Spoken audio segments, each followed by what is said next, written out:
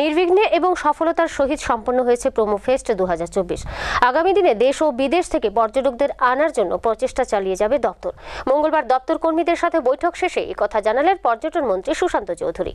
নির্বিঘ্নে এবং শান্তিতে সম্পন্ন হয়েছে প্রোমো ফেস্ট 2024। রাজ্যে পর্যটন শিল্পকে দেশ ও বিদেশের মানুষের কাছে তুলে ধরার জন্য গত 3রা ডিসেম্বর ডম্বুরের নারিকেলকুঞ্জে মুখ্যমন্ত্রীর হাত ধরে এবারই প্রথম রাজ্যে শুরু হয়েছিল প্রোমো ফেস্ট অনুষ্ঠান। তারপর জামপই ও নির্মহলে এই অনুষ্ঠান করা হয়েছিল।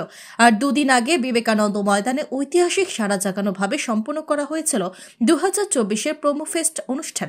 বিগত 1 মাস যাবৎ দপ্তর কর্মীদের নিরলস প্রচেষ্টায় এই অনুষ্ঠান শান্তিপূর্ণভাবে সম্পন্ন করায় দপ্তর কর্মীদের ধন্যবাদ জানান মন্ত্রী সুশান্ত চৌধুরী।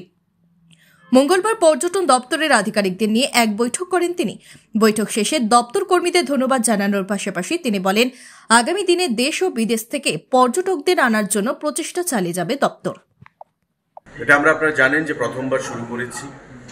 আমাদের এটা উৎসাহ প্রদান করেছে আগামী দিনে আরো ভালো করে এই প্রোমো ফেস্টকে উদযাপন করা। তো বিগত 1 মাস ব্যাপী আমাদের এই কর্মপ্রক্রিয়া চলেছে। আমাদের পর্যটন দপ্তরের director, joint director, deputy director বা তার নিচে যে ধরনের আধিকারিকরা যেভাবে কাজ সম্পন্ন করেছে, রাত দিন সমস্ত কিছু স্যাক্রিফাইস করে তাদের সফলতা, তাদের কর্মকাণ্ডের জন্যই আমরা এই প্রোমো ফেস্টটাকে সম্পন্ন করতে পেরেছি সঠিকভাবে, সুন্দরভাবে। তাই দপ্তরের মন্ত্রী হিসাবে আমি আজকে তাদেরকে ব্যক্তিগতভাবে ধন্যবাদ জ্ঞাপন করার জন্য এখানে এসেছি।